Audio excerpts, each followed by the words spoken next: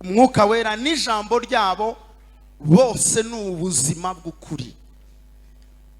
Ubutatu bwera, Imana Data ni umwuka w'ukuri, Kristo ubwe ni umwuka w'ukuri, ijambo rye ni umwuka w'ukuri, kandi na mwuka wera ni umwuka w'ukuri. Ubwo no kuvuga ngo kamere y'ubumana ni umwuka w'ukuri, ni umucyo. Icyo dupfana n'ubutatu bwera cyangwa se ubumana nuko natwe tuba ab'umwuka, tuba abantu b'umwuka. Niko yabwiye Nikodemo mu gice cya 3 y'ubutumwa bwiza bwa Yohana, aramubwira ati ikibyawe n'umubiri nacyo n'umubiri, ariko ikibyawe n'umwuka nacyo ni umwuka. Iyo tumaze kwizera Kristo tubiheshejwe n'urufunguzo rwitwa ijambo rye, tukaryizera, duhabwa Imana Data, twakira Imana Mwana, tukakira na mwuka wera, kuko tuba dukinguriwe n'ijambo ryabo ngo twinjire mu bumana bwera. Haleluya. Iyo tumaze guhinduka abo, tuba tugiranye isano n'ubutatu bwera, ariyo kamere y'Imana, natwe tuba duhindutse abantu b'umwuka.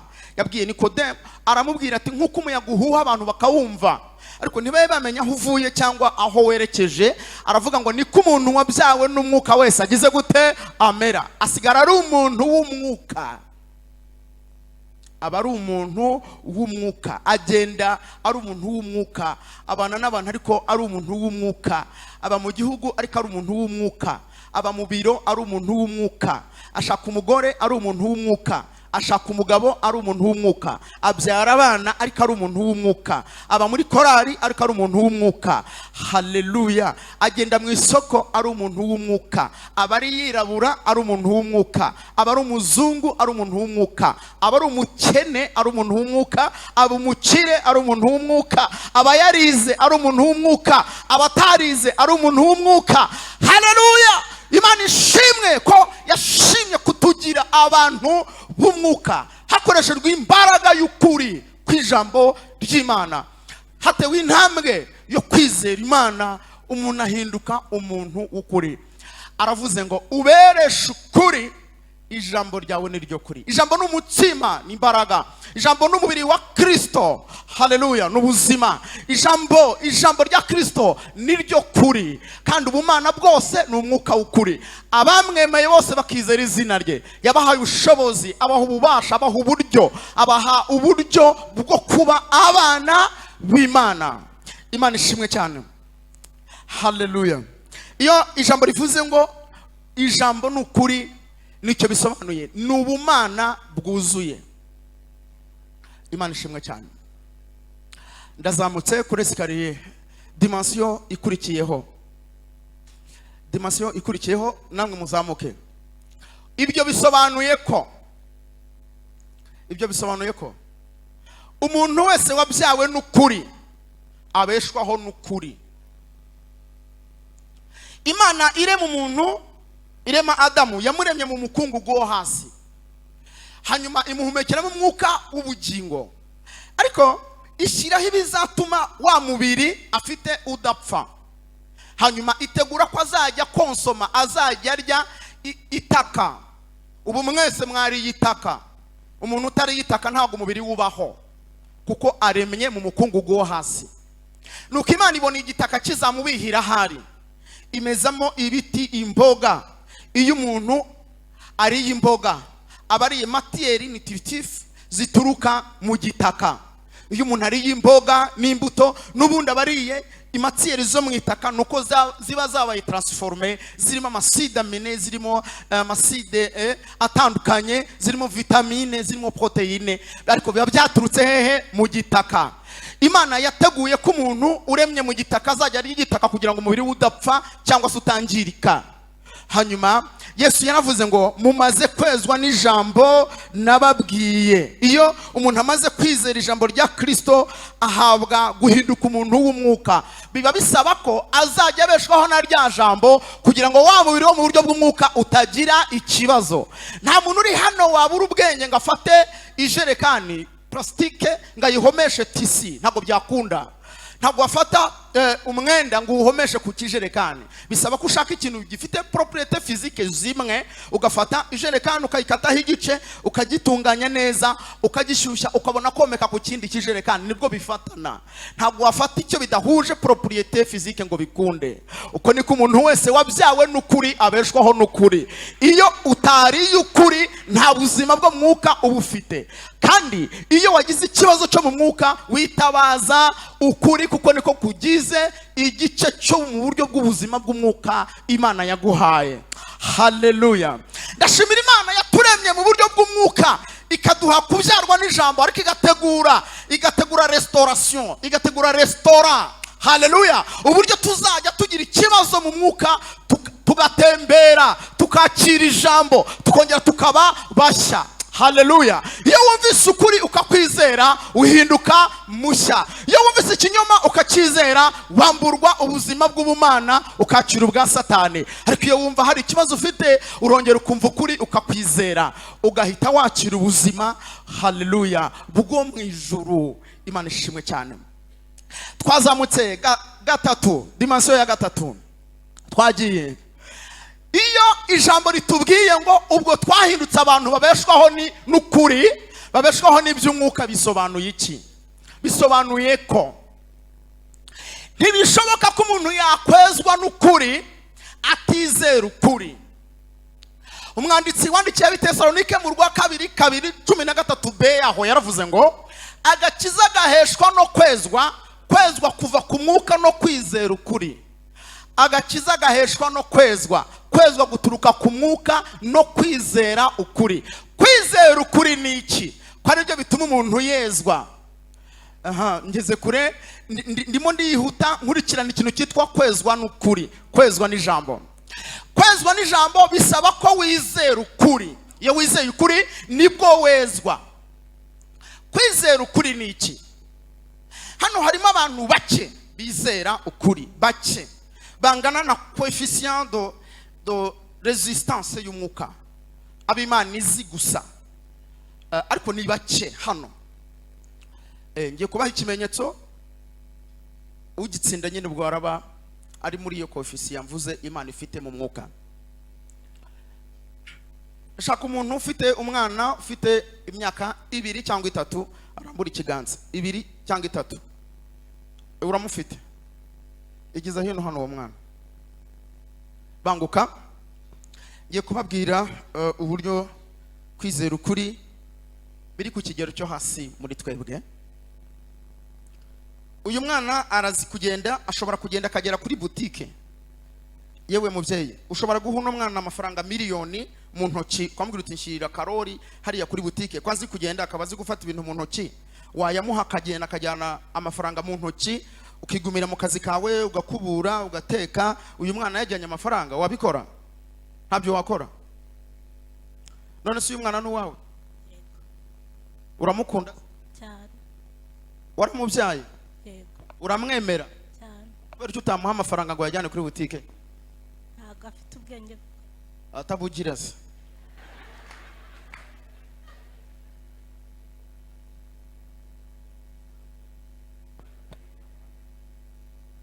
Ubwenge arabufite, ubushobozi arabufite, kandi ubwenge afite ni wewe wabumuhaye kuko niwe wamubyaye.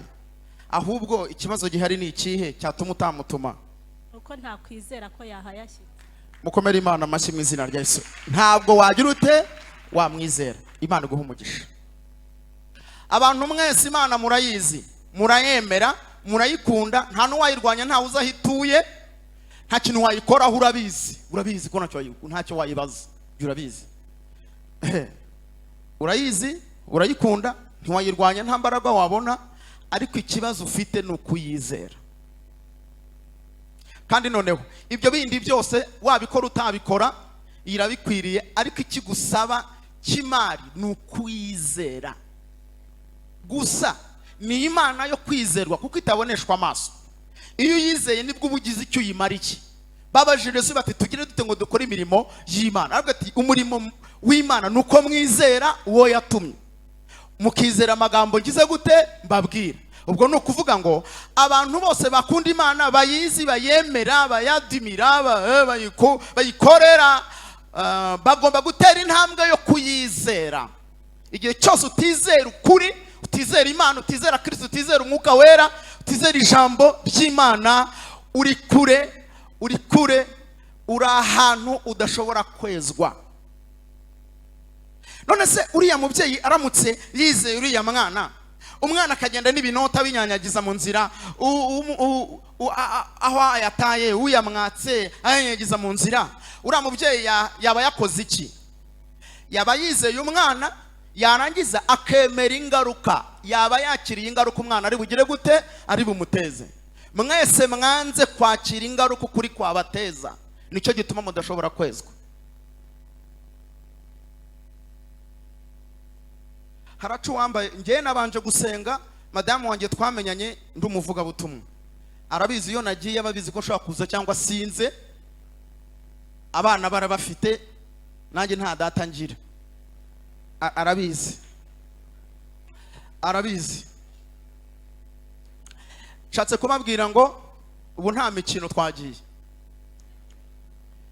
Ntabwo bishoboka ko waba utemera ingaruka z'ibyo uzi wemera ngo ubu byizera. Uriya mubyeyi yaba yizeraga umwana, yakwemera ko amuha amafaranga yayagezayo akigumira mu mahoro akaba mwizeye. Ariko ubwo tutizera ukuri, nicyo gituma ukuri kudashobora kutweza.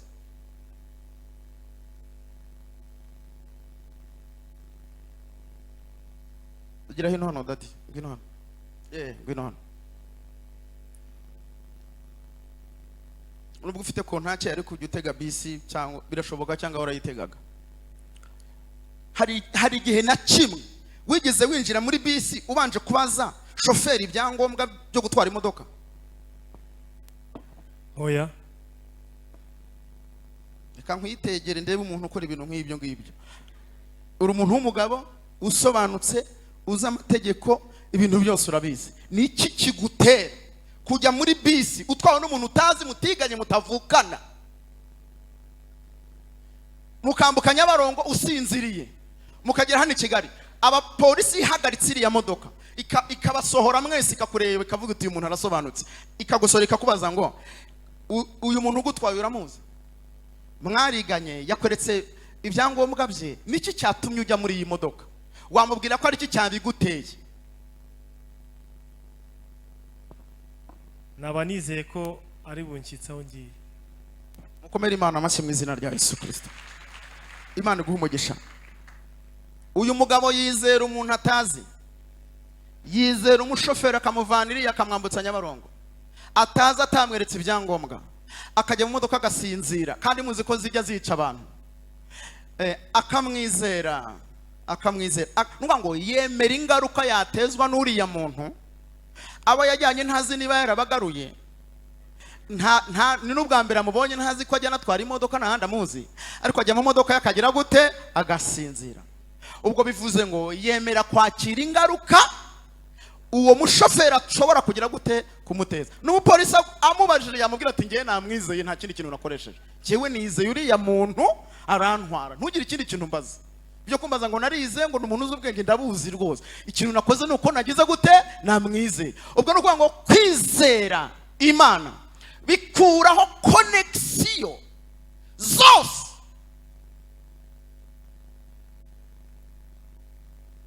Hari ibuye ry'agaciro bita merikile, iyo umuntu arifite ukinjira nko mu modoka, ibintu biri electronique biba switch off, bivaho.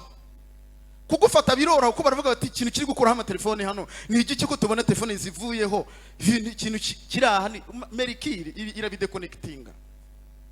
Iyo umuntu yizeye bikuraho nimero z'ubwenge, iyo umuntu yizeye bikuraho nimero y'ibitekerezo, iyo umuntu yizeye bikuraho ibyo yize, iyo umuntu yizeye bikuraho ibyo azi, iyo umuntu yizeye bikuraho ibyo aba azi. Imbere yo kwizera nta ranka, imbere yo kwizera nta cyubahiro kiha, imbere yo kwizera nta mbaraga, imbere yo kwizera nta nyubako, nta musozi uba imbere iyo kwizera byagufasha ibintu byose bitagaciro.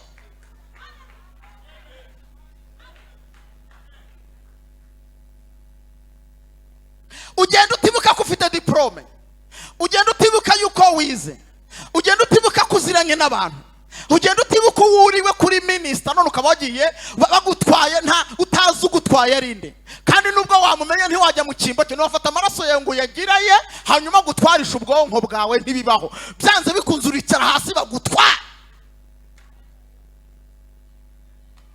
Niki cyatumye abantu Yesu avuga ngo nimwakire kwezwa n'ukuri? Yagira ngo ukuri ariko kujya hejuru y'ibintu byose, aho kugaragara twebwe hajye hagaragara ukuri kw'Imana, hagaragara Kristo, hagaragara ijambo, hagaragara Umwuka wera, hagaragara Ubutatu Bwera, tujye tugenda atari twebwe. Pawulo yarabishuriwe, haleluya, aravuga ngo ntabwo ari njyewe uriho, ahubwo ni Kristo uri hehe, uri muri jye. Kane, twazamutse dimension z'umwuka, turimo tuzamuka tugeze ahantu havuga ngo kwezwa n'ukuri. Twari tumaze kuvuga ngo n'ukwizera ukuri kukaguha ubuzima Imana yemera. Twazamutse rero aho tugeze havuze ngo kwizera ukuri n'ukubaho nta kinyoma gishobora gukandagira mu bugingo bwawe. Twagiye harimo icyumba kivuga ngo ukiri hano mu isi ikinyoma kizenguruka isi, ukuri gufunga rasa y'inkweto. Bisobanuye ngo hari ibiryo utazarya mu gihe cyose bifitwe n'isi, wowe ukaba uri mu kuri. Ikinyoma kizazenguruka isi, ukuri gufunga rasa y'inkweto. Hari ibiryo utazarya,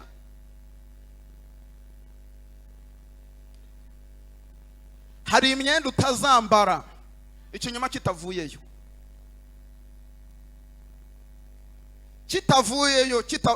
ukuri. Ikinyoma kizenguruka isi, ukuri gufunga rasa y'inkweto ngo guhaguruke. Hari amazu mutazaba mu kinyoma kitaravayo, hari imyenda mutazambara ikinyoma kitaravayo, bitazakunda.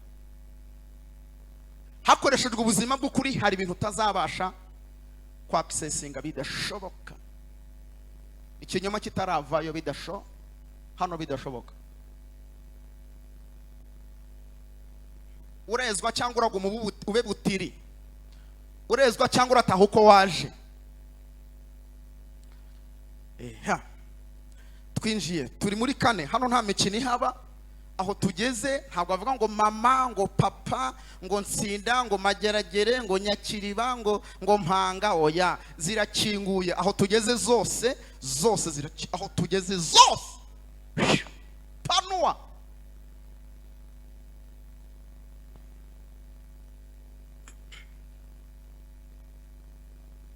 Twagiye mwebwe mumeze nk'abagira iki, mwemezwa n'ibimenyetso.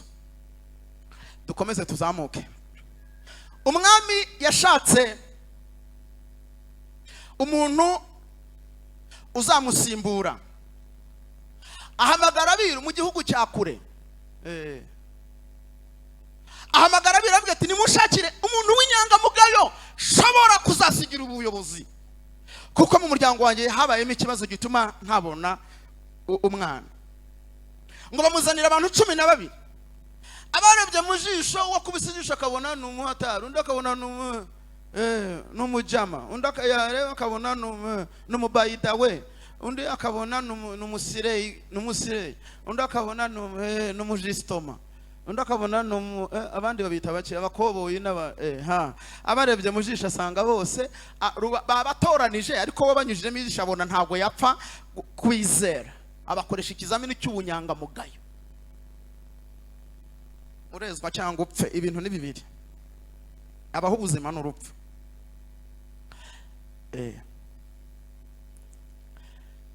Ngo abahereza imbuto, none harababwira ati nimfate izi imbuto mugende muzitere. Babahereza amavaze meza, abahereza amafumbire, babaha amazi, mugende muzitere zizamere zere muzanzanira umusaruro. Ngo barabikora, baragenda. Ngo bamaze kubikora, ngo barazitera, igihe cyo kumera kiragera, kwera kiragera, baza gupresenta. Ariko umwe muri bo zanga kumera, ngo bagiye baze mu kugaragaza ibyo bagezeho, barabashima bose. Umwe aravuga ati mwami naraziteye zanga kumera, mbabarira ntako ntagize naruhiraga n'ubu dore nuhiye, naje nuhiye, dore ko zimpaye niko zikimeze, ifumbire ngiyi mwami ntako ntagize. Ngo umwami aramureba aravuga ati jya hariya. Abandi bose arababwira ati mwarakoze, ariko iki gihugu nzagiha ngihaye uyu nguyu imbuto zanze kumera. Ngo igiterane cyose abantu baravuga bati se nibiki bibaye gute uyu muntu atageze ku musaruro, ntaca maze ari inkora busa, ari injiji atajyanye n'igihe, yasigaye inyuma, tumva atari umuntu atari smart, niki gitumye ari ugabiwe. Umwami arababwira ati mutuze, mutuze, ibyo nkoze ndabizi. Aba bagaragu bose nabahaye imbuto zitetse zidashobora kumera, nabahaye imbuto zitetse zidashobora kumera. Mwebwe zameze habaye iki? Byagenze bite kugira ngo zimere? Ko zari imbuto nabanje kuziteka, mwebwe zameze gute? Muzafatirwa hano i Kigali,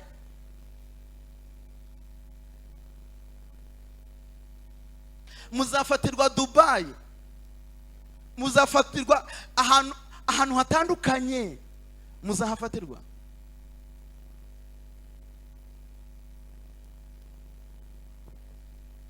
Hari ibintu isi, hari kode z'isi zidashoboka igihe cyose wejejwe n'ukuri. Hari ibintu by'isi udashobora gukozaho imitwe y'intoki keretse ikinyoma kivuyeyo. Imana igombye kwigwatiriza ifite ibintu yishe n'abo yishe.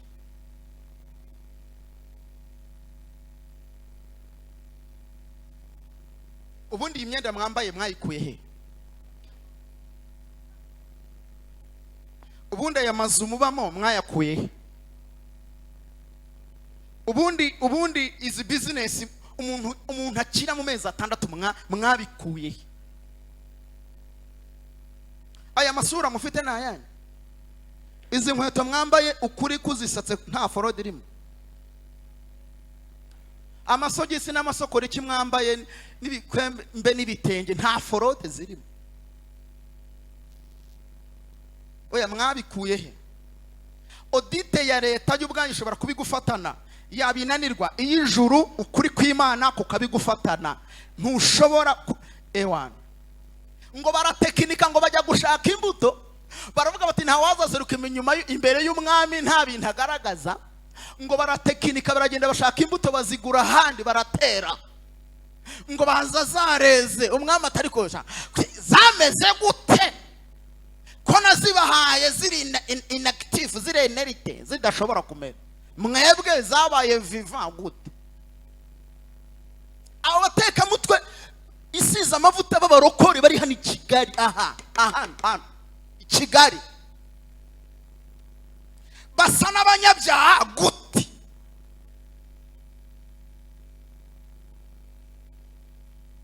Ubereshe ukuri, ijambo ryawe niryo kuri.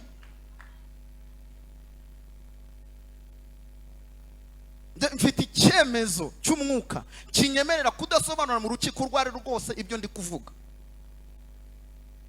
Nta rukiko na rumwe, nta statement, nta kintu kimwe nasobanuramo ibindi kuvuga, kuko data ntiyigeze abivuga, nta na kaminuza nabyizemo. Umwuka wera aravuze ngo mugomba kwezwa n'ukuri. Urashyira hasi ibyo ukuri kutaguhaye, urasubiza imbuto watekinitse wibye wowe. Ariko umuntu afata isukari akayimenamo amazi agacuruza akunguka mu mezi 6.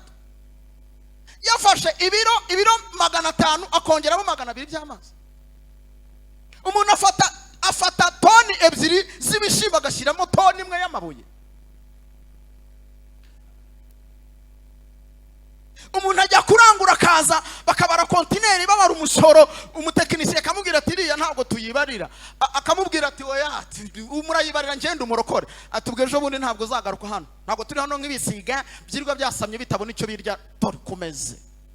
ugenda ushyira ubwenge ku gihe cyangwa uzajye mu bandi. Muragenda mwububa gutya mwubitse imitwe nk'imiberanya, baravuga ijambo ry'Imana ukigira gutya. Itonde ukuri ku kweze kugukube. Niba ko kuyisanganyamatsiko ariyo mwateraniyeho mutazanywe n'imitwe hano mukaba mushaka ko Imana iberesha ukuri, tega agahanga igikutisho kijyeho ubereshe ukuri. Ijambo ryawe niryo kuri. Dawidi haraho yavuze ariko aravuga ati Imana ndabona kunyeresha ukuri birashoboka ariko unyejeshe na Ezobu. Ezobu yarahikiremo akantu kavuga ngo nibifatika nabyo bishobora kugira ahantu binsunikira. Aho ni mu banyantege nkeya karaka agati gahumura neza gakora ibintu byo gutunganya cyane. Ubwo hari umukobwa uri hano uvuga uti kuba nsambana nuko nta fiance mfite, unyejeshe Ezobu mehereza umuntu ndabireka.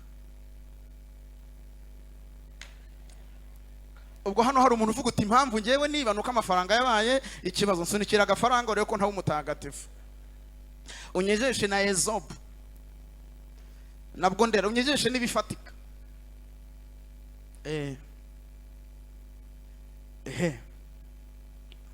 Uyu munsi sinsanze mu masiko y'ibifatika turiho, turi kukwezwa n'ukuri gusa. Ariko iyo murebye abarokore turi kumwe, bantu mwaje gusenga, nushaka kuba utari umurokore upfa ko mwaje kumva ijambo ry'Imana, ubona ukuri kugusuzumye nta bitari ukuri ufite.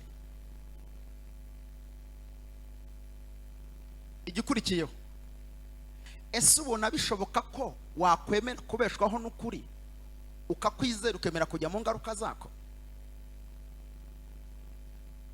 N'abarokore bangahe bafunze bazira ukuri mu magereza?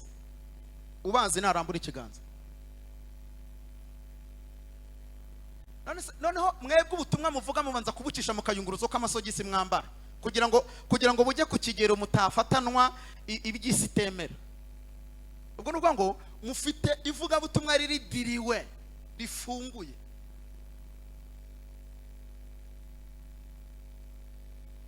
Akintu umuntu wari ubundi narakibaye, nge narakibaye pe, narakibaye nta nese ubona wangenze uteze nk'ubu.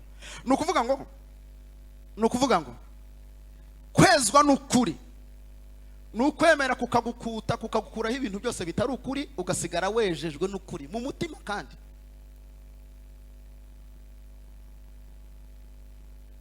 ufite umugore umwe,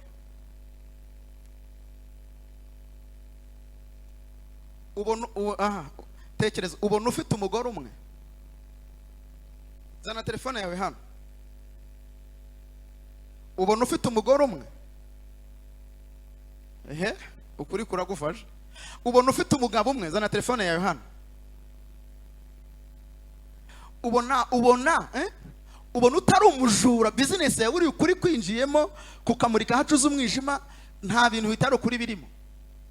Ayo marineti wambaye ukuri gusonye, ibyo birahora ntibyayamena amaso. Izi modokari mugendamo ziriya mugendamo mwagisirira nizo mutega, mubona ukuri kumanutse, ubona essence itava muri reservoir ikakuzaho ikagutwika urimo hariya. Uberesha ukuri. Uku kuri ngiye kubabwira rero, ndimutse kandi aho ndahita mpasengera. Ndazamutse. Uku kuri kw'Imana n'ukuri kuyobora ukuri kw'igihe. Igihe murimo cyose ukuri kwacu ntabwo kwemewe mu gukiranuka. Birasaba ko ukuri kw'igihe urimo we wumva ukuri kw'Imana akaba ari kufatiramo imyanzuro ku kuri kw'igihe. Ubwo abayoboye igihe ubwo nabo bajye ku rutonde rw'abashobora kumpiga, ariko mvuze ko Imana ari igomba guhabwa agaciro mu myanzuro mu kuri kw'igihe, kuko ukuri kw'igihe ntabwo ariko kwatujyana mu ijuru, tuzajyanwa mu ijuru n'ukuri kw'Imana ishobora byose. Ndabivuze.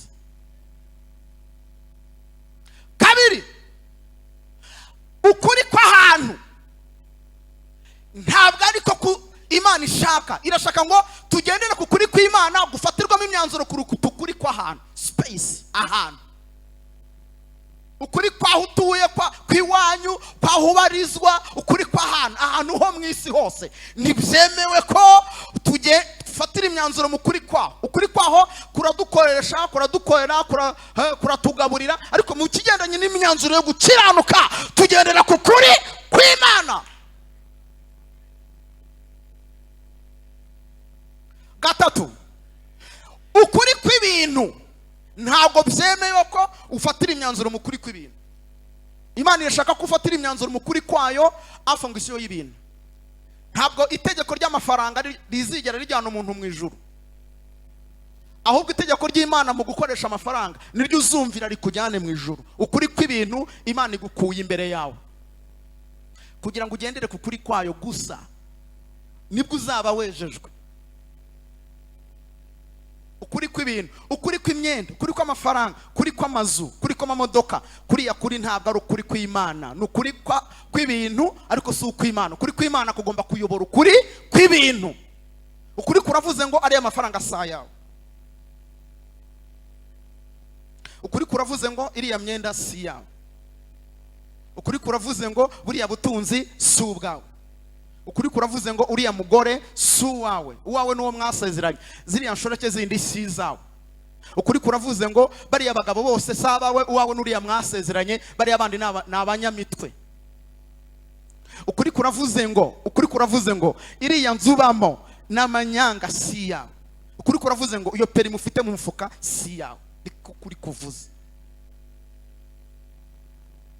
Ukuri kuravuze ngo hariya ahantu utuye ntabwo ariho ugomba gutura. Ukuri kw'Imana kwigaranzuye ukuri kw'ibintu, kukwambuye ibintu by'ibijagarira wari ufite, ibintu by'imbumburi wari ufite. Niko Imana ivuze.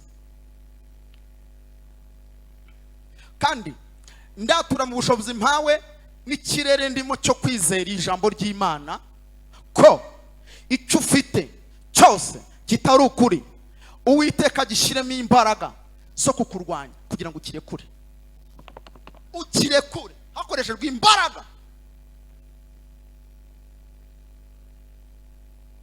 Niko Imana ivuze.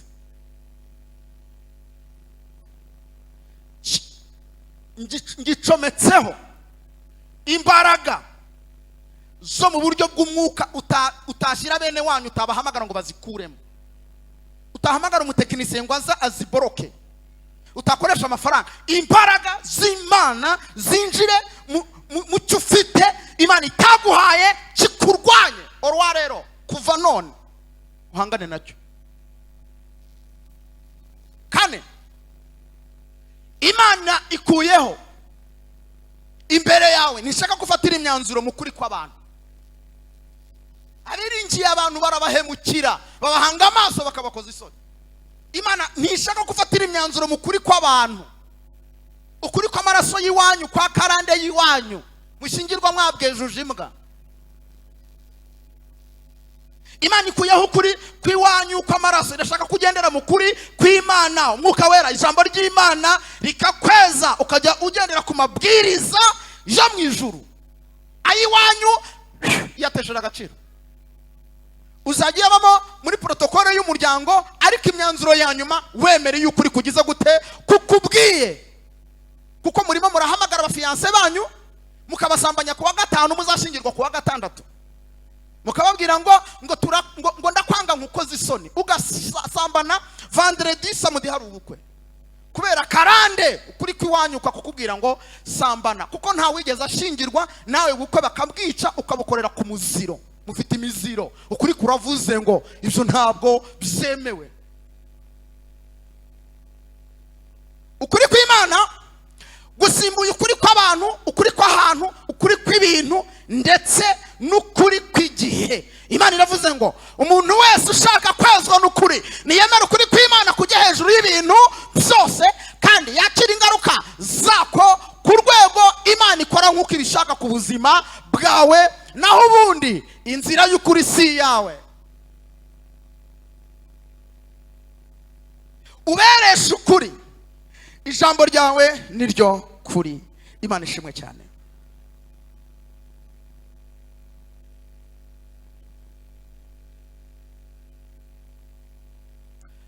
Aha rero hagiye guca umuntu ujya mu ijuru gusa. abaza kureba Holy Nation, abareba umupira. Ntabwo ari ukuzuzanywe na Holy Nation, si ukuzuzanywe n'umupira, si ukuzuzanywe n'ibirori byabaye, oya, si ukuzuzanywe na status, ni ukuzuzanywe n'ukuri kuguhamagaye ngo uze wumve icyo Imana ivugana nawe. Kuko byarayobekanye gutandukanya umuntu waje gusenga azanywe n'ibibazo aribyo bimufasha akaboko, byarananiranye gutandukanya umuntu waje gusenga ari wuzanye ibibazo. Gufata ukuboko ibibazo ukabizanira Imana, no kugufata ukuboko we bikakuzana, ibyo bintu nta gatogo, ntabwo ntibiri kumenyekana neza ikiba cyazanye ikindi. Sinzi umuntu wakoze agakomenda aravuga ngo Yona yamize ifi, ngo Yona yamize, nuvuga ngo ari wowe n'ikibazo cyawe ninde wazanye undi? Musenga kubera ko mwazaniye Imana ibibazo byanyu bikemure, cyangwa nibyo biba byabazanye? Ariko muri abahanga, aho ikinyoma kimaze kugucurika kikakubwira kiti ibibazo byawe, bikagufata bikakujyana mu rusengero, amarangamutima yawe bakakujyana mu rusengero, ukaba waje hano ari umukobwa uje kureba ufite shitani, ukaba waje hano ari umuntu waje kureba runaka, utavuga uti ngiye guhura n'Imana inyambura ibiforode mfite nezwe, impanda iravuga mu kanya. Njye muvuga butumwa utangaje igihe impanda iri buvugire mu kanya, impanda iravuga. Nitavuga mwese mumpamagara. Ndakubaza iminota naguhaye umbwire ko ari mu kanya, nkubwire nti ni mu kanya. Tuzarinda tuva hano mwisi nkubwira ko ari mu kanya. Abaheburayo 11:13 turavuga ngo abo bose bapfuye bakizera, batarahabwa ibyagize gute, ibyase baberebaga nk'ibiri kureba kabyishime, bakibwira ko mu kanya bari butahe. Haleluya! Ngo bibwira ko ari abashitsi n'abimukira, mu kanya turataha, mu kanya. Igitansiyo ya mu kanya iratuma nta cyaha wagira gute wakora, ariko gushyira Yesu muri kilometraje nibyo byatumye tuba inkozi z'ibibi. Ukuri kuravuze ngo izera ukuri, emera kujya mu ngaruka z'ukuri, ubona ubugingo buhoraho, wezwe utungane rwose. Abantu bakoresha ubundi buryo mu kweza abantu barabeshya. N'ubwa mbere ngiye kuvumana ndi mu mwuka, havumwe umuntu wese wakwereka ibindi bishobora kukweza bitari ukuri, kandi hazavumwe umuntu uzongera gukoresha ubundi buryo mu gushaka kukujyana ku Mana akoresheje izindi nzira zitari ukuri. Yesu yaravuze ngo uwo muntu azahambirwe urusyo mu ijosi, atabwe imuhengeri, agumiyo, n'imyumvire ye ntizongere kumvikana inanga. Havumwe abagabo bigize abayuwayi, abanajyuwa, bafashe ukuri kw'Imana baragucurika, baba ibisambo, bakajya babwira abantu ngo nta kundi byagenda ngo nukugira ubwenge bw'iwanyu ariko kwa so na nyoko, ntabwo ari ubwo mu ijuru. Havumwe abantu bari bayoboye abandi, bahagarariye abandi, ari abajyanama b'abandi, ariko bamusanga ntiyemere kukweresha ukuri, akabihengeka ngo so ngo by the way ngini fact ngo jya usenga sakuru umurusha gusenga. Elisa yashizemo agafu, amamagizamo agafu, akuramo ibirura, ashyiramo agafu. Garagaza ukuri, mwanze guhugura muzabona ishyano, muragwirinda ngo ubuzima bukomeze, ngo babakunde. Pawulo yabivuze bwa Filipi, arababwira ngo abantu bibanda ku by'isi, bubise umutwe mu by'isi. Aravuga ngo abo bantu Imana yabo ninda, aravuga ngo bakora ibiteye isoni kugira ngo babeho. Aravuga ngo abo bantu bazacirwaho iteka, bampemuke ndamuke, banishimirwe kugira ngo ubuzima bukomeze. Imana iravuze ngo murezwa n'ukuri, kandi mugomba kwezwa n'ukuri. Hombeka amaso yawe gatoya dusenge.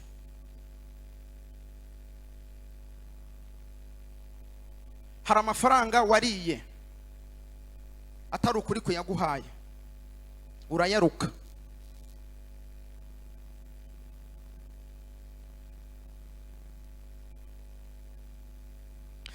hari amaraso yivanze n'ayawe utarabisezeranye, Imana itabikwemerera. Hari umuntu mwaryamanye afite abadayimoni, none nawe yarabukwanduje, urabafite, binjiriye mu maraso, urabaruka. hari imyenda mufite itaravuye mu ijuru, yavuye mu binyoma.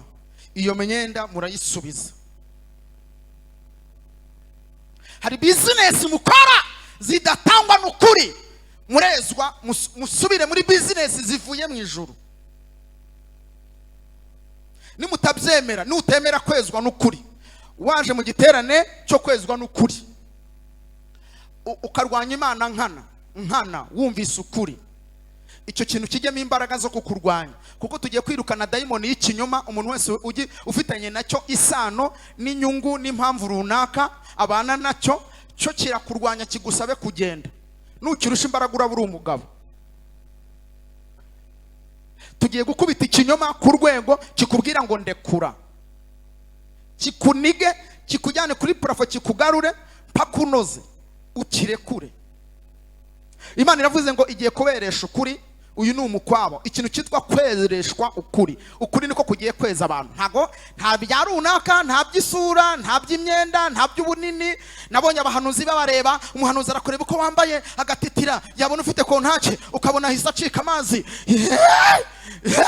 wavuga icyongereza ukabona agize gutya aratitiye, mwahura wambaye uniform ukagira ngo amusutseho amazi ashyushye. No. Bibiliya yavuze ngo mugiye kwezwa n'ukuri. Ntabwo ari ukwezwa n'amarangamutima, si ukwezwa n'amahitamo n'amarari yabo, ni ukwezwa n'ukuri. Imana iramanutse kugira ngo igusake, yinjire muri wowe imbere, mu marangamutima, amahitamo yawe, mu byo utekereza, ikweresha ukuri. Ijambo ry'Imana ririnjiye muri iki giterane ngo Imana yeresha abantu bayo ukuri.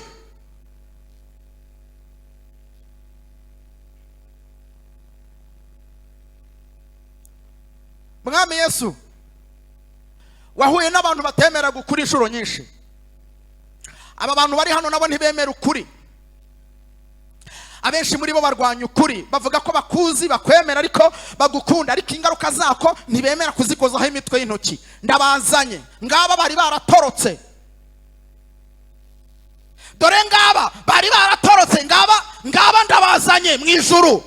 Ni mubabaza impamvu basigaye babeshaho n'amanyanga, baforoza izindi mbuto bejeje, basa neza, atari igihe cyo gusa neza, atari Imana ibasize, basizwe n'abazimu na n'uburara.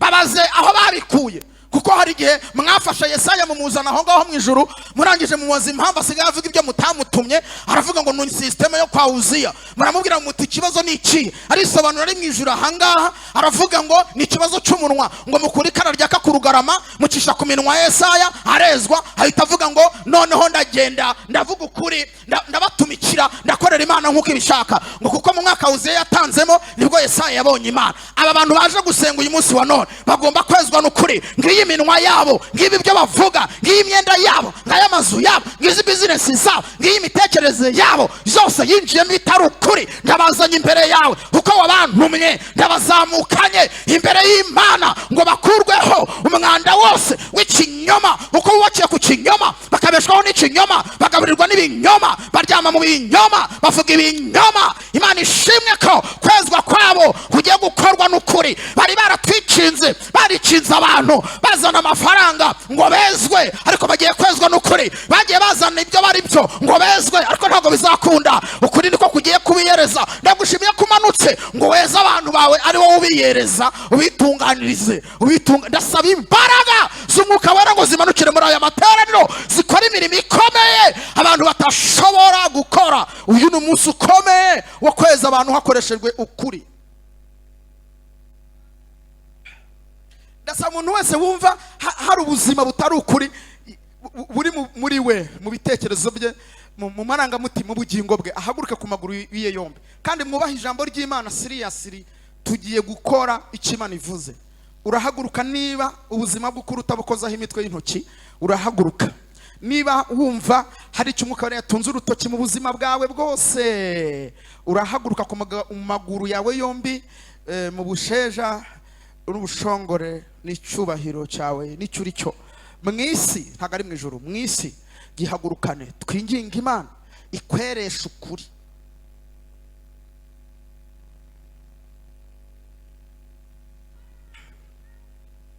Muhaguruke vuba mu gihe cyo gutabarwa. Kuki mutihuta? Uko wihuta usanga Imana, niko n'ibisubizo byawe byihuta. Haguruka twinginge Imana. abantu bafotora ninge bemerewe gufotora gusa, ntago bafotora umuntu ugiye gusenga. Mu gihe cyo gufata video ntago bafata umuntu uhagurutse igiye gusenga, bafata uri kuvuga gusa. Niwo muco wabo niko bano bakora. Ntago bafotora umuntu ugiye gusengerwa, ahubwo bafotora uri kuvuga gusa. Ndasaba umuntu wese wumvise Imana yamuha ubuzima bw'ukuri ahaguruke ku maguru ye yombi dusenga Imana.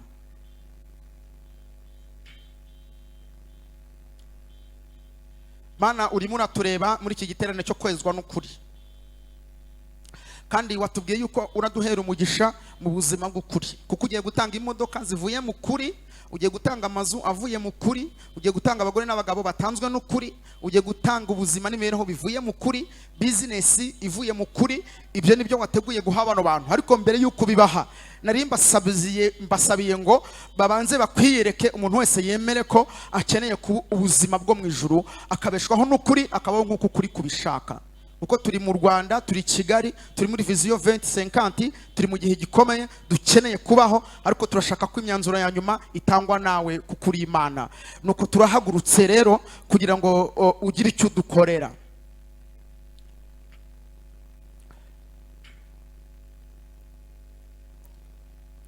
Ndasaba umuntu wese uvuganye n'Imana muri iri jambo ahaguruke ku maguru ye yombi dusenga Imana. Icyo uri cyo cyose haguruka dusenga Imana.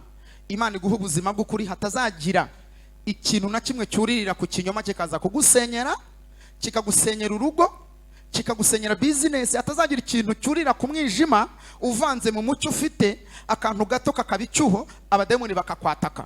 Nagira ngo haguruke usohora umwijima w'ubuzima bwawe, wakira umucyo witangaza, maze dusenge Imana. Abasirimu b'i Kigali ngo kwa ko mwambaye neza ngo muri abahatari, ngo iyo bavuze gusenga Imana ngo ntago mujya muhaguruka. Ubu rero ngiye gusaba Imana ndi mavuta nanone, uburyo nta mikino nzakwizirikaho, bazamfungire discipline. Uko hari ukuntu mu mwuka umuntu aba yumva hari ibintu bitameze neza. Ubaha Imana dusenge. Business yawe irimo ibinyoma, imyenda wambara irimo ibinyoma, abantu ugendana nabo nabanyabinyoma. Imana iravuze ngo irashaka kukweresha ukuri, ukezwa n'ukuri, ukabeshwaho n'ukuri. None turavuze ngo dusabe Imana y'inkunga, urabyanze, kandi ari amafaranga wahaguruka. None se ubwo uragira ngo bigende bite? Dambura ikiganza cyawe cy'iburyo, tubwire Imana ngo twereshe ukuri. Kandi iryo sengesho tugiye gusenga rirakora. Abantu bagiye kwezwa n'ukuri kw'ijambo ry'Imana muri aya materaniro.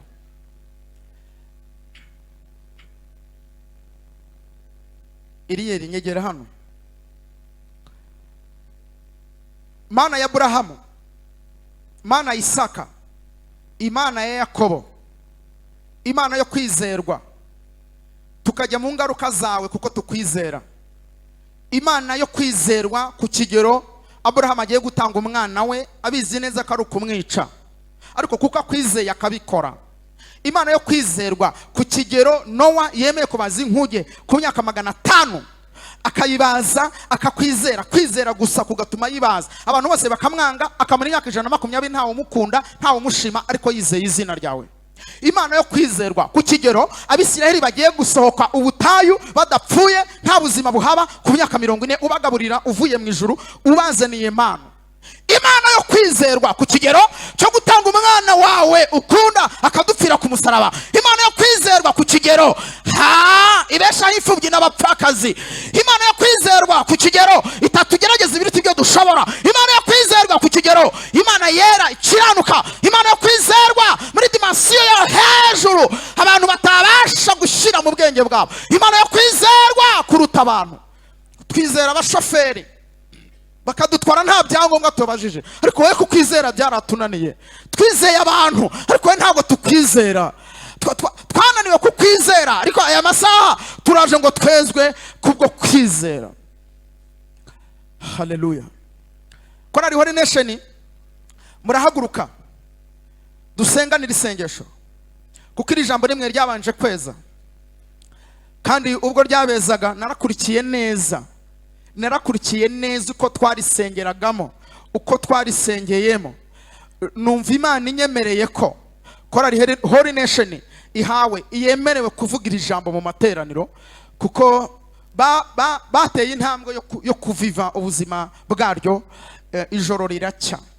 None ubwo mwabanje gusogongera kuko kwezwa, murambura ikiganza cyanyu dusengera aya materaniro nabo bezwe.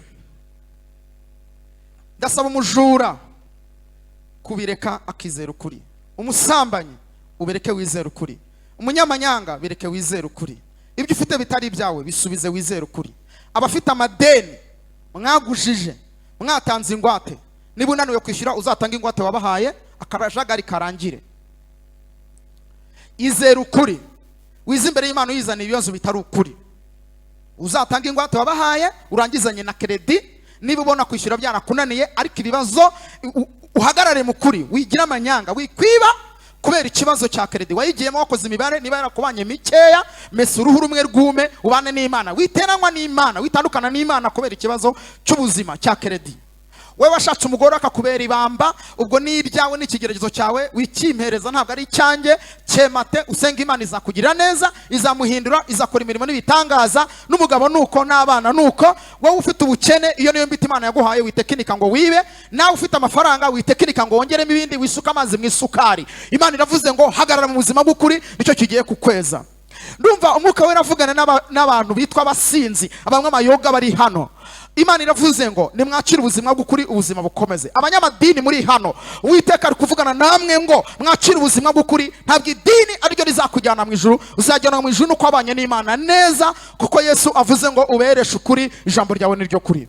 Ndasaba umuntu wese wumva hari icyo Imana ivuganye nawe, rambura ikiganza cy'iburyo ucyerekeza imbere yawe gato, harazamura Holy Nation ibiganza hejuru, ariko mwebwe murabishyira hafi nk'abantu bari kwakira. Gira gutya wakire, kuko Uwiteka agiye gukora imirimo n'ibitangaza. Tugiye gusengera kwezwa n'ukuri, ariko n'ukwezwa n'ukuri.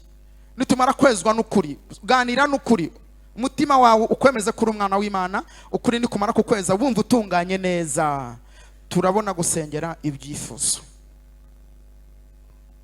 Mana data wa twese uri mu ijuru, mu izina rya Yesu Kristo rifite imbaraga, turagushimiye cyane kuko twumvise ijambo ryawe, kandi ijambo ryawe ni ukuri. Ni muri iryo jambo dusengeyemo rero, kuko abantu bumvise ijambo hanyuma bagaca bugufi, turabasengeye mu izina rya Yesu. Turwanije umwuka w'ikinyoma katika jina la Yesu Kristo. Turasenze kugira ngo imbaraga z'Imana zikingirize iri teraniro. Dusengeye aba babyeyi batsinzwe n'ijambo ryawe mwami. Dusengeye aba bagabo baciye bugufi kubera ko bumvise ukuri, umwuka w'ukuri. Mana ishimwe. Dusengeye urubyiruko rw'abahungu n'abakobwa muri iri teraniro bumvise ukuri, bahisemo gusohora ikinyoma. Turabasengeye kugira ngo ubereshe ukuri. Haleluya, haleluya, haleluya. Umwuka Wera nakora imirimo ikomeye muri iri teraniro. Imana ishimwe cyane. Dukubise hasi imbaraga z'ikinyoma, dukandagiye imbaraga y'icyaha, dukandagiye imbaraga y'ubusambanyi muri iri teraniro, dukandagiye imbaraga y'ubujura muri iri teraniro, dukandagiye imbaraga y'ikinyoma muri iri teraniro. Turakubita hasi umwuka w'icyaha, turamenagura imbaraga z'abadayimoni, turasohora abadayimoni muri iri teraniro. Haleluya, haleluya, haleluya. Imana ishimwe, Imana ishimwe. Reka abantu bezwe n'ijambo ryawe, kandi abantu bari baziritswe n'iminyururu y'ikinyoma, kubwo butware duhabwa n'ijambo ry'Imana turaca iyi minyururu mu izina rya Yesu. Izi ngufuri zari zifunze turazikinguye katika jina la Yesu Kristo lenye nguvu na uwezo. Turasenze kugira ngo abantu bakingiranywe n'ikinyoma. Haleluya. Turabakinguriye katika jina la Yesu. Turasenya inyubako umwanzi yari yarubatse. Haleluya. Katika jina la Yesu. Turamenagura imbaraga y'icyaha, turamenagura imbaraga y'ikinyoma. Dusengeye iri teraniro, twirukanye umwuka w'ikinyoma, twirukanye umwuka w'ikinyoma. Imana ishimwe, Imana ishimwe. Amaraso ya Yesu niyeze buri muntu wese. Imana ihabwe icyubahiro. Umwuka Wera naganze. Turasenze kugira ngo ukingure ikirere, wugurure ijuru mwami. ahari humagaye hameze nko mu butayu, wahindure kuba hatoshye, havuze impundu z'umunezero.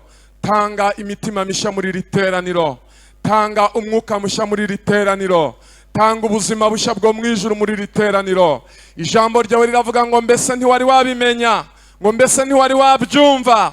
Uwiteka, Imana ishimwe, umuremyi w'impera z'isi, Imana itaruha, Imana itananirwa, ubwenge bwayo ntiburondoreka, niyiha intege abarambiwe, abari barambiwe turabasengeye ngo bongerwemo imbaraga. Utishoboye muri iri teraniro, Imana nimwongeremo imbaraga. Imana ishimwe, turasenze kugira ngo Mwami abategereje Uwiteka basubizwemo intege nshya, abemeye ukuri bahabwa intege nshya. Bibiliya iravuga ngo ku munsi wa 13 kwezi kwa 12 kwitwa Adari, itegeko n'iteka by'umwami byendaga gusohozwa. Niwo munsi abanzi b'Abayuda bibwiraga ko bagiye kubagiraho ububasha, ariko birahinduka. Imana ishimwe, Abayuda bagira ububasha ku banzi babo. Turagushimiye kuko abantu bumvise ijambo ryawe bakaryizera, ubahaye ubushobozi bwo kwigaranzura ikinyoma. Imana ishimwe cyane, utanze ubushobozi, murambura amaboko mwakira ubwo bushobozi, kuko Imana, haleluya, ikoze igitangaza mu bugingo. Imana ishimwe, turagushimiye ko utanze ubushobozi muri iri teraniro, turagushimiye kuko ubohoye abantu, turagushimiye kuko, haleluya, usuye abantu. Bibiliya iravuga ngo mu nzozi no mu iyerekwa rya nijoro, igihe abantu bacizweyo bari ku mariri yabo, ujya ugashyira ikimenyetso ku cyo wigisha umuntu, ukamugamburuza mu migambi ye, ukamumaramo ubwibone bwe buhishwe. Kubera ko ukunda umuntu cyane, ubugingo bwe ukaburinda kugwa muri rwa rwobo, turakinga amarembo y'ikuzimu aya masaha kubw'ububasha duhabwa no kwizera imbaraga zituruka mu ijambo ry'Imana. Twatuye ubuzima muri iri teraniro. Urakoze Mwami Yesu Kristo, kuko utanze ubuzima. Icyakuzanye kwari ukumaraho imirimo yose y'umwanzi, kandi wanje gutanga ubugingo kandi bwinshi. Icyubahiro cy'Imana, haleluya, muri Kristo Yesu no mu itorero iteka ryose ry'ibihe bidashira, mu izina rya Yesu Kristo, amen. Imana iguhe umugisha cyane. Tujye gusengera ibyifuzo, gusengera ibyifuzo. Zaburi ya 84:12 iravuga ngo nta kintu cyiza Imana izima abagenda batunganye. Tujye gusengera ibyifuzo, ubwo Imana ikwambuye iby'ikinyoma igiye kuguha iby'ukuri. Murahaguruka mwese rero, ndasaba today evangelist aze hano asengera ibyifuzo. Mugiye guhaguruka mwese dusengera ibyifuzo.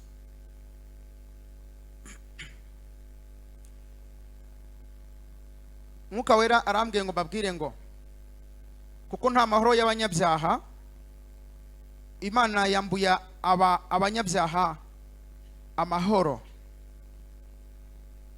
Umwana wabyaye utaramubyaranye n'umugabo wawe ashyizweho ikimenyetso cyo kubura amahoro. Ugiye gukizwa n'ikintu kimwe gusa, uregera umushumba wawe agufashe. Birabujijwe gushaka itsinda ry'abahanuzi ngo bakujyane mu ishyamba. Ugomba gukwegera umushumba wawe akakugira inama, akagusengera, akiyemeza kugukuraho icyo kintu nk'umutwaro, akagisigarana mu muhamagara Imana yamuhamagaye. Hari ivu agomba kumena ahantu. Umuntu ufite imiziro n'imiziririzo, amahoro yawe aragiye, ntabwo uzongera kugira amahoro bitarakuvaho. Egera umushumba wawe akubohore, agusengere, umwaturire, kandi ubujijwe kunyura izindi nzira. Nuzinyuramo nta mahoro uzabona. Urasabwa kunyura mu nzira y'ukuri, ukabikora neza, kugira ngo waturire uwo kwaturirwa agufashe, utabikora nabi ugasenya urugo, cyangwa se ugafungwa, cyangwa ukora andi makosa yandi yose. Uko niko mugiye kubona amahoro. Ariko Imana ivuze ko umuntu utazahagarana n'ukuri neza, amahoro ye ashizweho ikibazo. Muri business, ubikorwa by'ubuzima n'imibereho, Imana iravuze ngo mugiye kubeshwaho n'ukuri. Hanyuma ufite ibintu nk'ibyo bikeneye ubugororangingo, ntuhubuke ngo ugende ubikore mu buryo butari ubwabyo, bidateza ikibazo ku muryango, kuri wowe ubwawe n'igihugu muri rusange cyangwa itorero. Uregera umushumba wawe wemerewe gukora ibyo, abigufashemo, ubimusobanurire, agusengere, akwingingira Imana, ubohoke, ubane n'ukuri neza.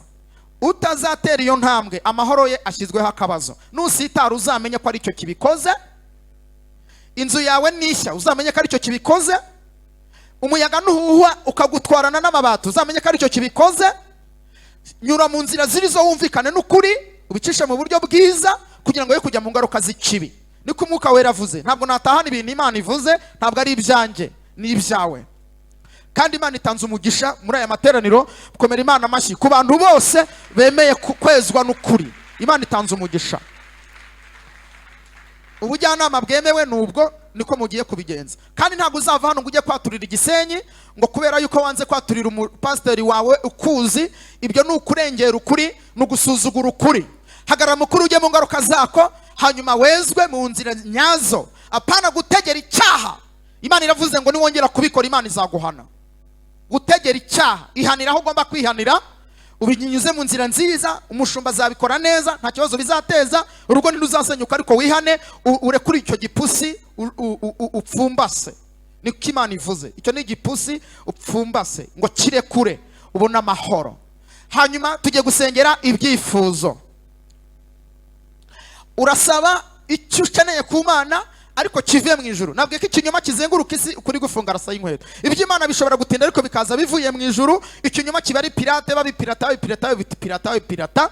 Vanamo pressure mu mutima wawe, bwira Imana ngo mpuko ubishaka. Imana ikuzanire ibinyuze mu kuri.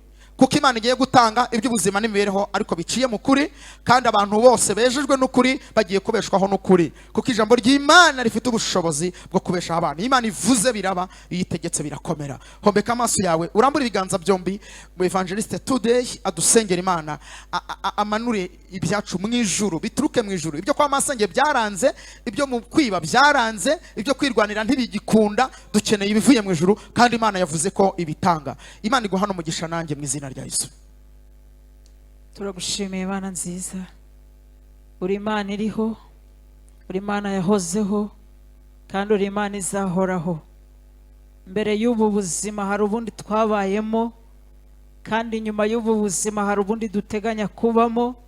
Igihe tutazi uko kingana, ariko byange bikunde ubwo uyu munsi urangiye ejo hari ubundi.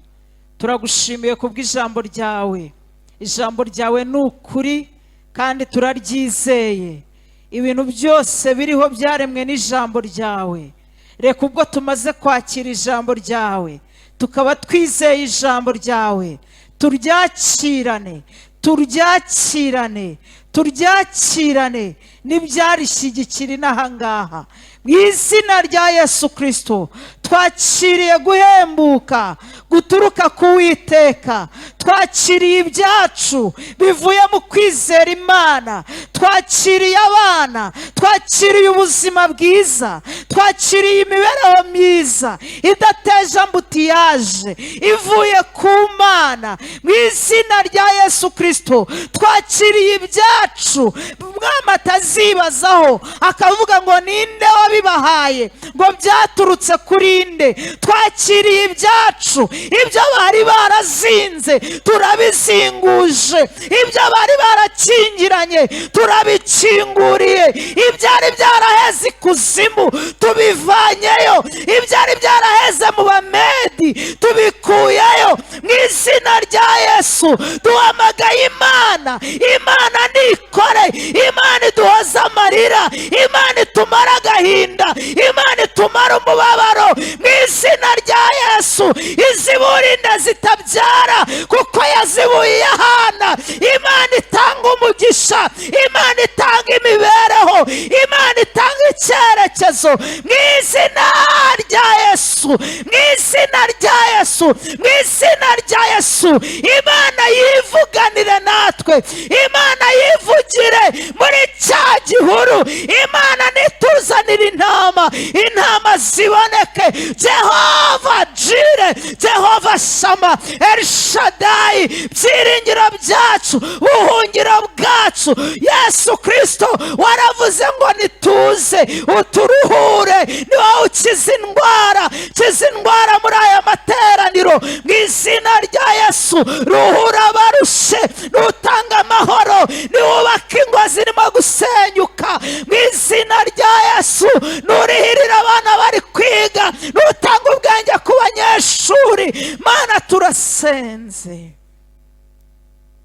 ukuri ni kureme, ukuri ni kureme. Waravuze ngo amazi yo munsi y'ijuru ateranire hamwe, ahumutse haboneke, ngo biba bityo. Dukure mu kizenga, dukura ahajandamye, dushyitse ahumutse, dutereka ahumutse, dutereka ahumutse, dutereka ahumutse. Amazi n'ubutaka reka bitandukane mu izina rya Yesu. Umuntu n'amarira reka bitandukane mu izina rya Yesu. Huza umuntu n'amashimwe, huza umuntu n'indirimbo z'amashimwe, huza umuntu na zaburi z'amashimwe. Urakoze, turagushimiye, twizeye ko ubishoboye, twizeye ko ubikoze, twizeye ko ubikoze, twizeye ko ubikoze, twizeye ko uduhaye amahoro, twizeye ko uduhaye guseka, twizeye ko utugiriye neza, twizeye ko uciye imigozi, twizeye ko ukuye igihombo mu mabizinesi yacu. Turabyizeye, twizeye ko utanze akazi mu buzima bw'ubushomeri, twizeye ko wishyuye imyenda mu buzima bw'amadeni, twizeye ko wubatse inzu mu buzima bw'ubukode, twizeye ko uduhaye imibereho.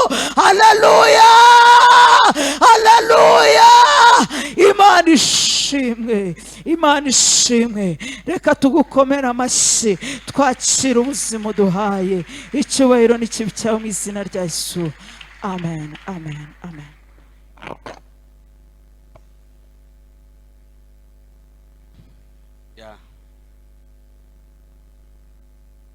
Inkota y'ijambo ry'Imana inyuze ahangaha kandi itandukanyije, ikoze ibyo ryatumwe. Imana ishimwe. Uyu munsi wari uwawe nanjye kandi bigenze neza. Reka dukomeze rero. Buriya iyo umuntu abwiwe akumva aranumvira, si byose? Kandi uburyo turemyemo, turemye muri matiyeri z'ibicumuro buri munsi. Ariko umuririmbyi yararirimbye ngo mpisemo guhora nkizwa. Haleluya, haleluya. Yararirimbye ngo mpisemo guhora nkizwa. Nta kindi cyatumye avuga gutyo ngo ahisemo guhora akizwa, nuko yari abizi ko uko yandujwe arongera agakizwa, uko yandujwe akongera agakizwa. Niko isi imeze, niko tumeze. Ariko kwihuta no kubyumva no kubyakira bituma Imana mubana neza, kuko nawe imbabazi ze ziracyahari, ntaho zijya, ziracyahari kugira ngo zigume ku buzima bwacu. Iyo yarazitanze ihora isaba ngo abantu bazakire. Kuzakira nicyo kigoye kandi biroroshye, ni ukumva ijambo ry'Imana rikagutsinda, warangiza ukakira imbabazi z'Imana. Imana ishimwe. Tugiye gutanga cya 10 n'amaturo, ariko nabonye Dominique ashimwe, ndagira ngo ahaguruke abasuhuze. Uhagaze, ndagira ngo usuhuze iri teraniro mu izina rya Yesu. Imana imuhumugisha. Ndasaba mwarimu yigire hino asengere abagiye gukora uyu murimo wo gutanga icya 10 n'amaturo. Hanyuma Eliya nawe uba uri hafi, uhita ukomeza uturirimbire, tugira vuba dukoresha iminota yacu bwije kugira ngo abantu babashe kujya mu ngo kare, bazajye mu kazi ejo mu gitondo biboroheye. Data, turagushimiye kubw'ijambo ryawe, wakoze kutugenderera tugeze no muri uyu mwanya wo kugukorera. Hereza umugisha umuntu wese ugiye kurambura ukuboko, kandi icyo azakora cyose kizamuberekeza mu izina rya Yesu. Amen.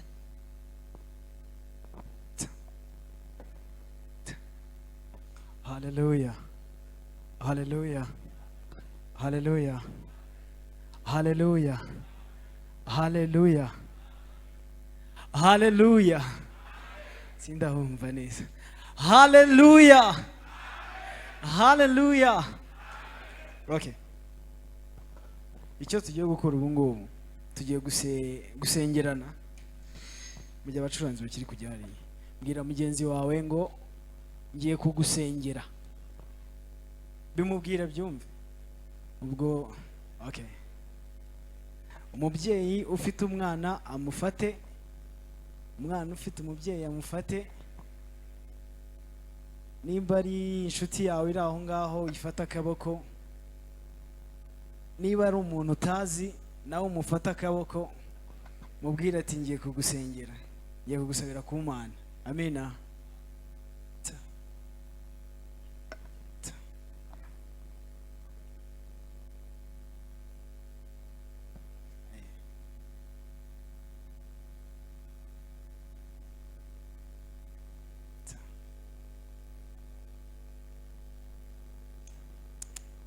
Technique. Yes. Amen. Imana ishimwe. Haleluya. Amen.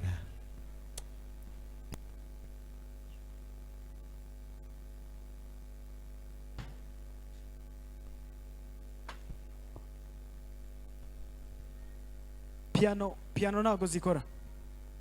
Zirafuna.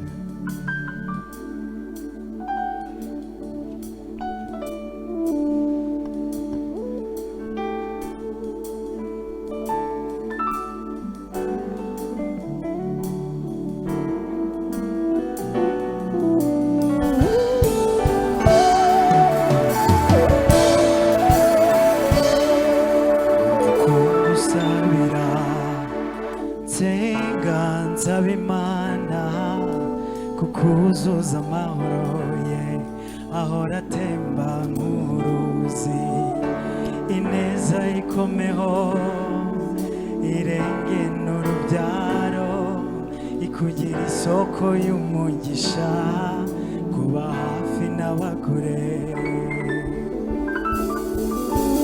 Kandi iminsi mibi niza izagutera kuva ku mwami, uzakomere wibuke ko ari ugenga byose, igihe inzozi zabaye impamo urenza wakekaga, uramenye ntuzimike izindi mana wibagirwa uhoraho, uko niko ngusabira, uko niko ngusabira, uko niko ngusabira, uko niko ngusabira, niko ngusabira, uko niko ngusabira.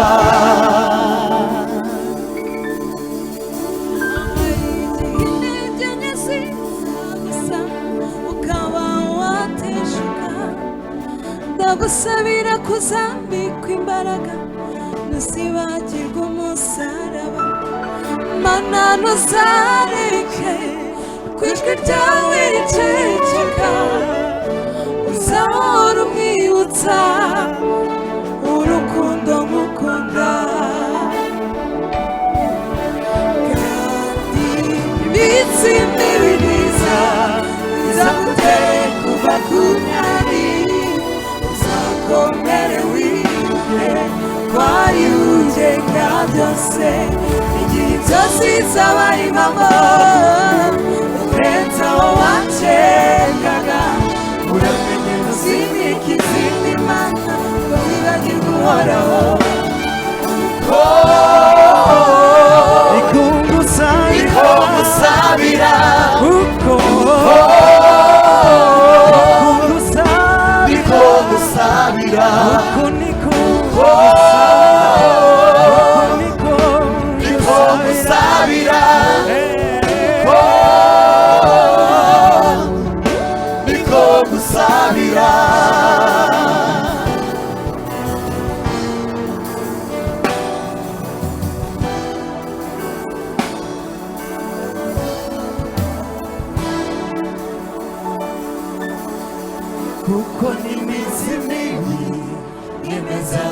Mana uri mwiza ineza yawe ntigira iherezo no mu minsi yacu mibi Mana uri mwiza ineza yawe ntigira iherezo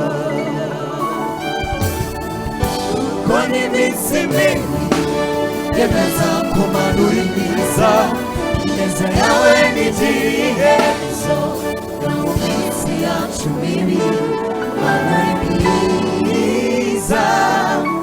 uri mwiza ineza yawe ntigira Hallelujah.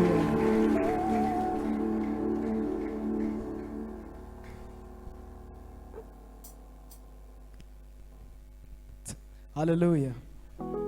Indirimbo tugiye kuririmba ari ijambo Joseline yavuze ati ntiwite ku by'Imana itarakora banza urebe ibyo imaze gukora sibyo iyi ngiyo uko bimeze ravuga ati ubaye urekeye kugira ikindi unkorera ubaye urekeye kugira undi mugisha umpereza n'umutima wanjye wose naba nkigushima sinagushimira ibyo utarakora ahubwo nagushimira ibyo wakoze kandi nkagushimira kuri Imana mu buzima bwanjye hari byinshi bigaragara hari n'ibitagaragara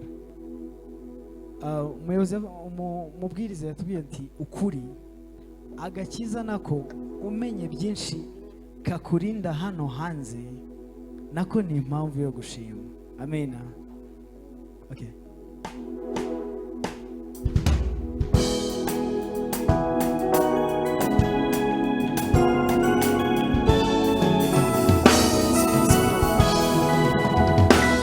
dore ubaye urekeye kugira ikindi unkorera n'umutima wanjye wose naba nkigushima ubaye urekeye kugira ikindi unkorera n'umutima wanjye wose naba nkigushima ibyo wakoze ni byinshi Mana ni byinshi n'ukuri sinakugaya naba nkigushima ubaye urekeye kugira ikindi unkorera n'umutima wanjye wose naba nkigushima wambereye mwiza wangiriye neza